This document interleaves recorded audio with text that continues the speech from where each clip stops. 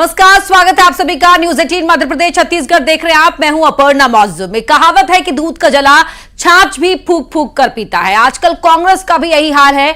जब से इंदौर में अक्षय कांति बम ने लोकसभा चुनाव से ठीक पहले अपना नाम वापस लिया, तब से कांग्रेस सतर्क हो गई है। इस बार अमरवाड़ा उपचुनाव में कांग्रेस ने धीरन शाह इनावती के तौर पर उम्मीदवार तो उतारा ही है, साथ ही 2 डमी कैंडिडेट शोभाराम भलावी और नवीन मरकाम को भी मैदान में उतारा है और नामांकन पत्र भी जमा कराए हैं। अगर अमरवाड़ा में इंदौर जैसी सूरत बनी तो कांग्रेस इन्हीं 2 डमी कैंडिडेट को मैदान में उतारेगी। अब तक अमरवाड़ा चुनाव में 17 कैंडिडेट ने कुल 26 नॉमिनेशन फॉर्म भरे हैं। 24 जून तक नॉमिनेशन की स्क्रूटिनी होगी, तो वहीं 26 जून तक नाम वापसी ले सकेंगे। तो क्या इस बार फिर इंदौर जैसा कुछ होने वाला है? इसी पर आज चर्चा करेंगे।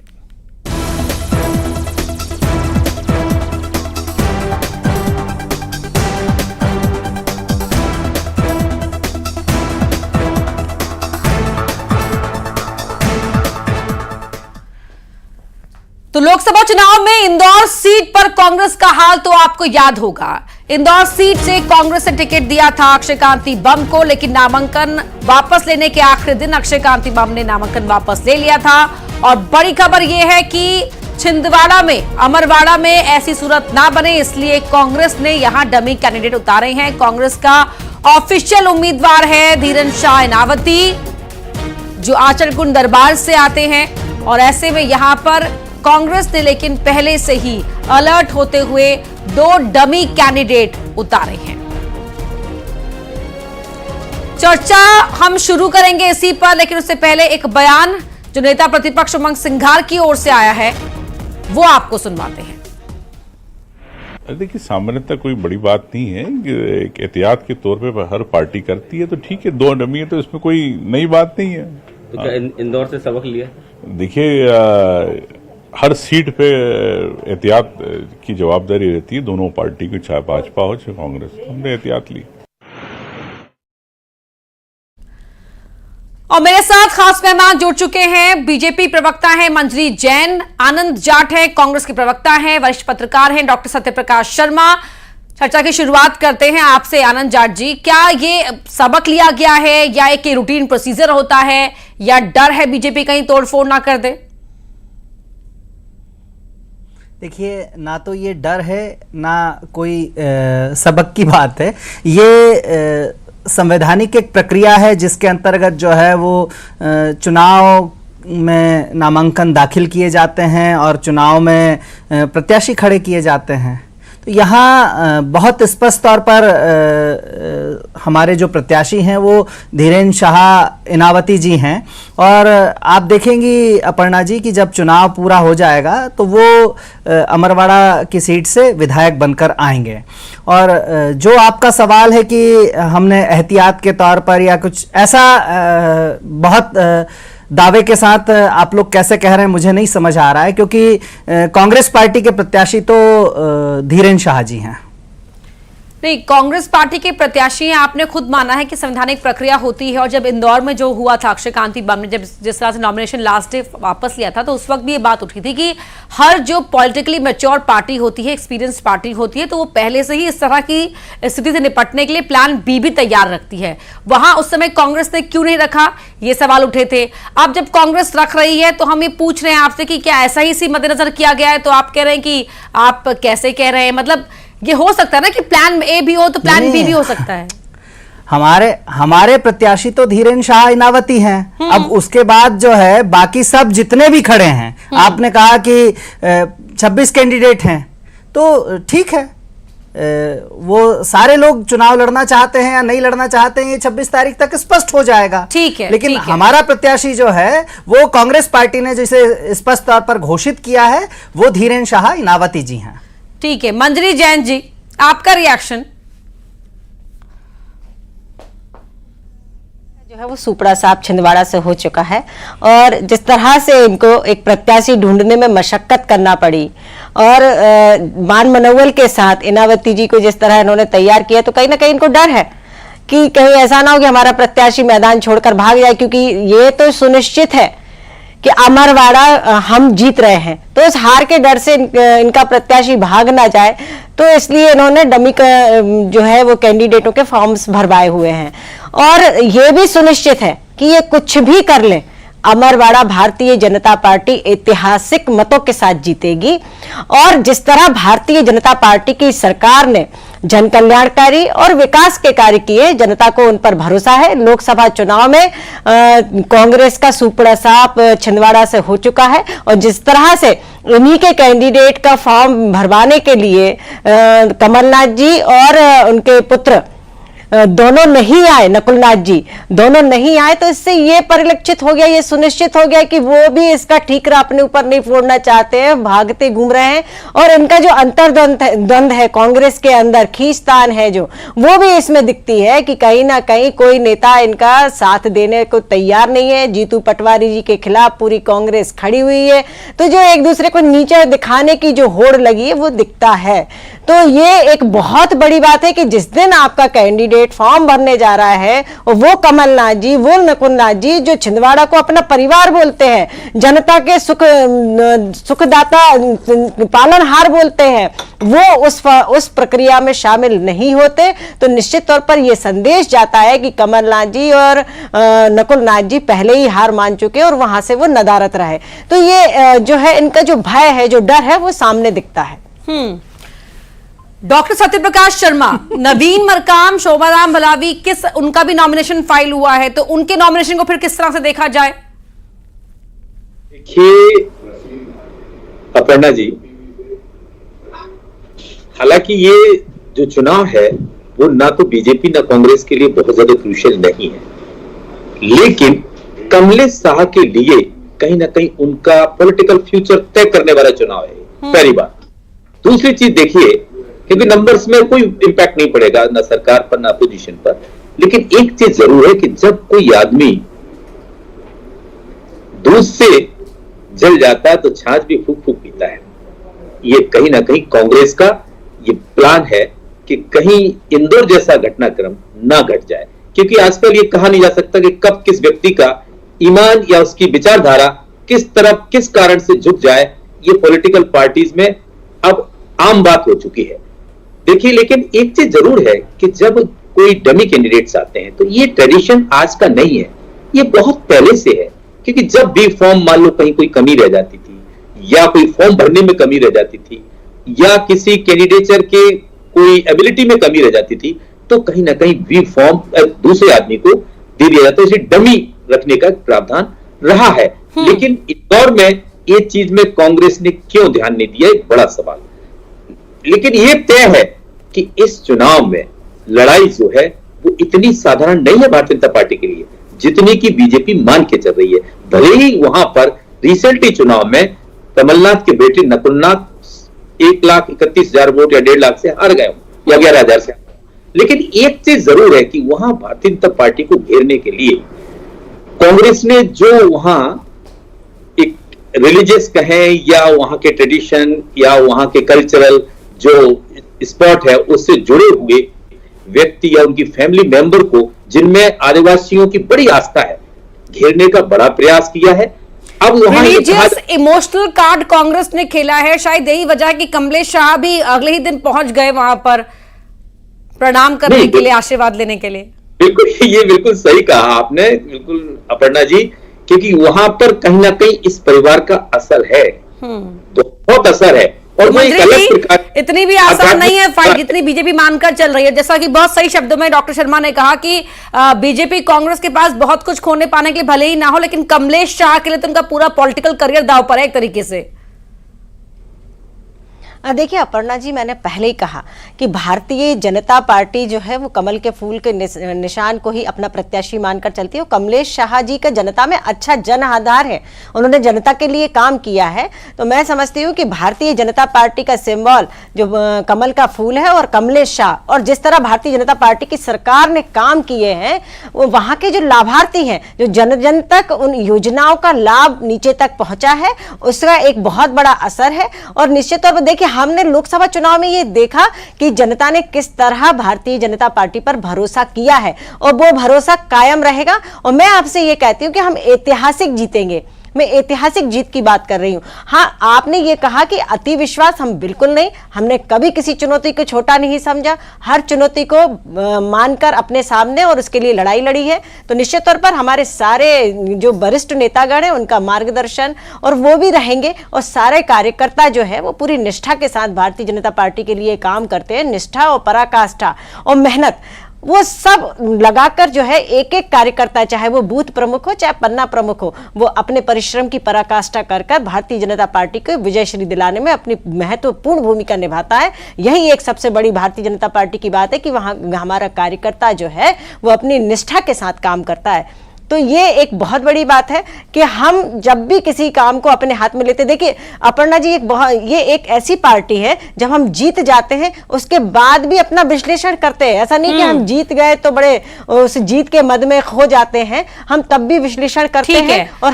परिणाम पक्ष में आते हैं उसके बावजूद भी समीक्षा करते हैं। आनंद जाट जी, ये कांग्रेस पर निशाना है कि आपकी तरह नहीं कि आप सो जाती है आपकी पार्टी या आपके समीक्षक, या वो एक राय नहीं हो पाते, एक छत के नीचे आ ही नहीं पाते। ये बताइए जरा कि जो अमरवाड़ा की जंग है, ठीक है, धीरेन शाह नावती को उतार दिया आपने प्रत्याशी, प्लान बी भी आपका तैयार है अनऑफिशियली, तो लेकिन कमलनाथ कहां है, नाथ परिवार है कहां इस समय?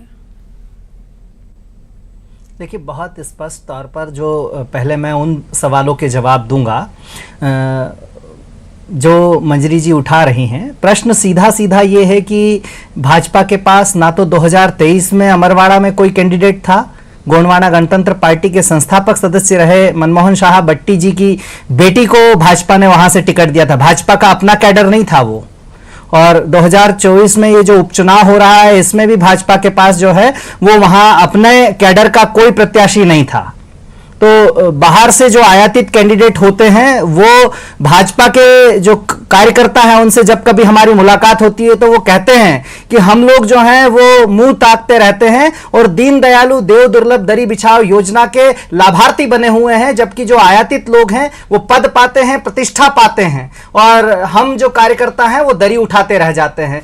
तो वो भाजपा जिसके पास अमरवाड़ा में ना नेता है, ना नीति है, ना नियत है, वो भाजपा जीत के दावे करेगी, ये किसी को हजम नहीं होगा। जब चुनाव का परिणाम आएगा तो मैं बहुत विनम्रता पूर्वक आज ये बात कह रहा हूं कि जब चुनाव का परिणाम आएगा तो धीरेन शाह इनावती जी कांग्रेस के प्रत्याशी के तौर पर विधायक चुने जाएंगे। ये अमरवाड़ा की जनता पर हम सबका विश्वास है। लेकिन लोकसभा चुनाव में 15,035 वोट एक्स्ट्रा मिले थे अमरवाड़ा से ही बीजेपी उम्मीदवार को, कांग्रेस उम्मीदवार के बनिस्बत।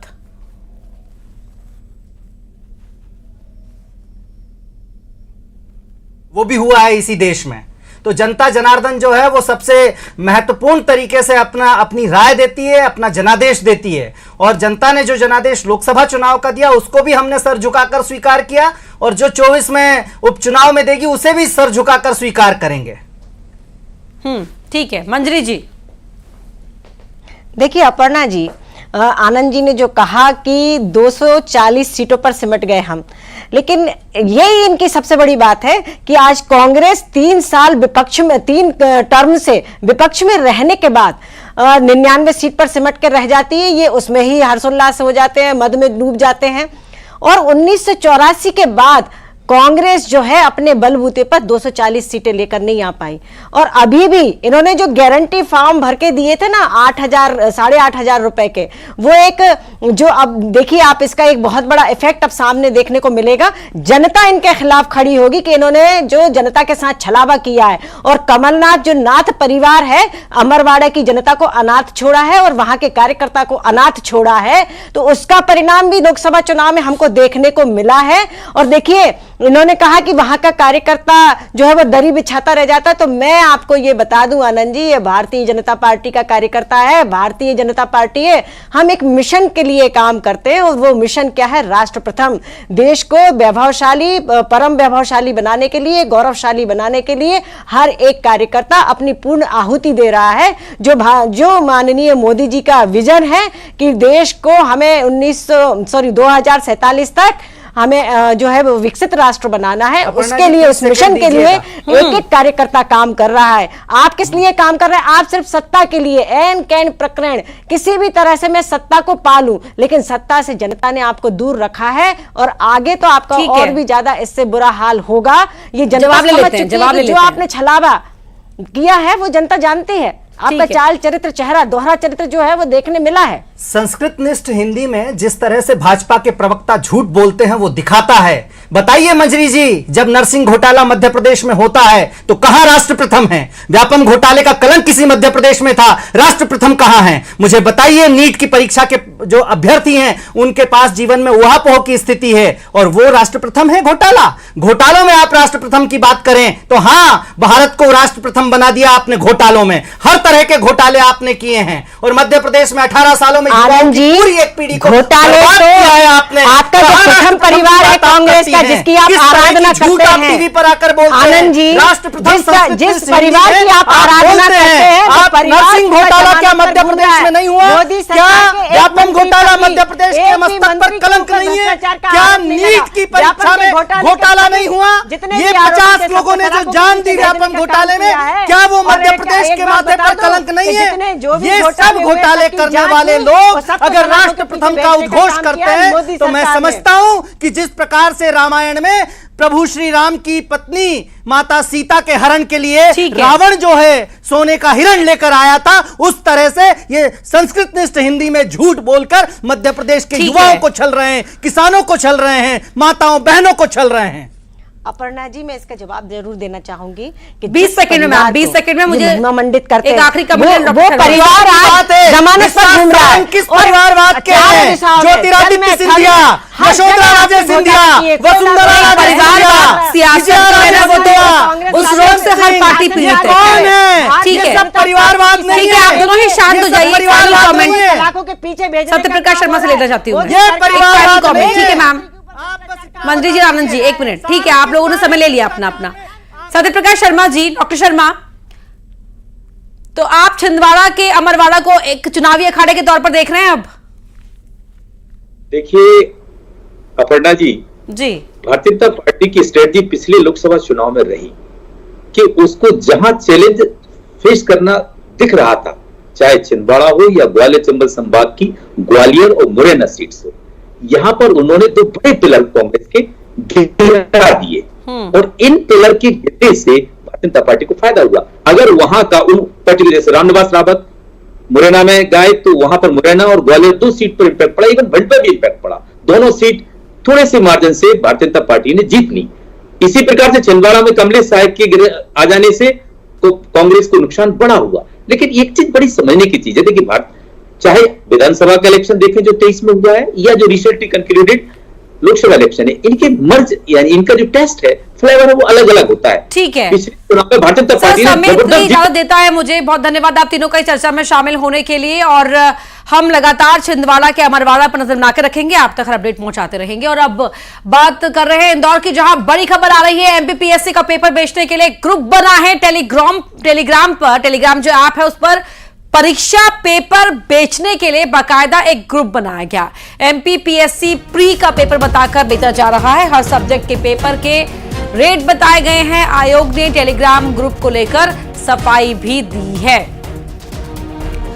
तो इंदौर से बड़ी खबर आपको बता रहे हैं। एमपीपीएससी का पेपर बेचने के लिए बाकायदा एक ग्रुप बना है टेलीग्राम पर।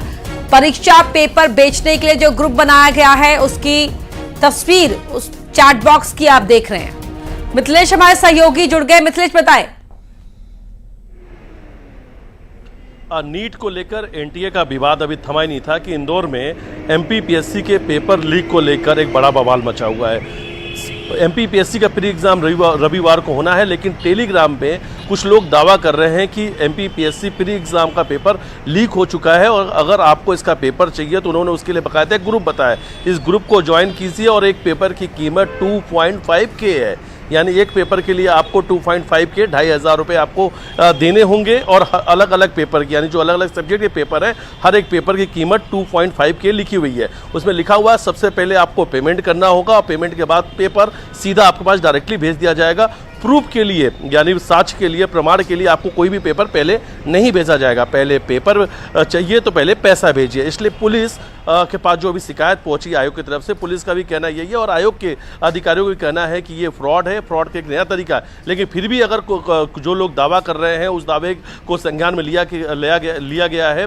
पुलिस को पूरे मामले की लिखित शिकायत कर दी गई है आयोग की तरफ से और आयोग ने पूरे मामले में सफाई दी है कि एमपीपीएससी का जो पेपर है किसी भी कर्मचारी या किसी भी अधिकारी को नहीं पता होता है। और अभी जो दावे किए जा रहे हैं वो दावे, उसके साथ पेपर्स की कोई फोटोग्राफ को नहीं भेजा गया, यानी पेपर्स की जो जानकारी है वो भी हमारे तक नहीं सामने आई। अगर इसके बावजूद भी जो पेपर लीक का दावा किया जा रहा है, अगर कोई ऐसी पेपर्स सामने आएंगे तो उसका मिलान जो है उसको वो पेपर होने के बाद ही किया जा सकता है, क्योंकि अभी जो पेपर है वो लिफाफे के अंदर बंद है। जब पेपर होगा उसके बाद उन पेपर को साक्ष्य के तौर पर देखा जा सकता है क्या ये वही पेपर है। लेकिन पेपर के जो प्रमाण वो सामने नहीं आया, लेकिन पेपर लीक होने का दावा किया जा रहा है। पूरे मामले में आयोग ने संज्ञान ले लिया और आयोग ने कहा है कि एग्जाम तय समय के अनुसार ही होंगे और एग्जाम जो है वो पूरी तरीके से सुरक्षित है।